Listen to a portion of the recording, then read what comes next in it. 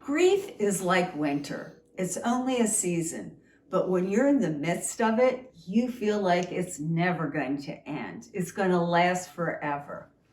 In fact, sometimes just when you think you've moved through all that pain of grief, something out of the blue hits you. Maybe it's a smell, a song on the radio, or a picture you see, and it brings back a memory of all that you lost. And it takes just that one song or one picture to put you back in what you think is the midst of grief again. One of my coaching clients had this experience. She was in the process of rebuilding her life. She was doing extremely well moving forward. But one time during our session, she said, I have these days and I'll be fine. And then I smell something or I hear something and I'm right back in the grip of grief. She said, when I experience that, I'm just afraid I'll never move past this pain. Well, that's not an unusual experience. And what she didn't understand is this idea of triggers, sights, sounds, and smells that cause us to have these emotional setbacks. But that doesn't mean she's always going to be stuck in the pain. That just means it's more emotions to process and then start moving forward again.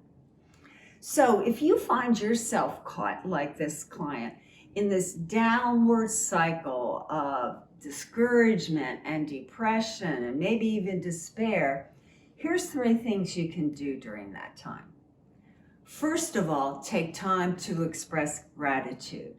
Write down 3 things that you're thankful that God has provided. Not what you lost, but what do you still have? Do you still have 4 tires on your car that work? Do you still have a refrigerator that is working? What do you have? Write those down. Then the second thing is take time to reflect on the loving qualities of God. Find one scripture that really speaks to you in this difficult time. For me, it was Zephaniah 3:17. The Lord your God is with you. He is mighty to save. He will take great delight in you. He will rejoice over you with singing.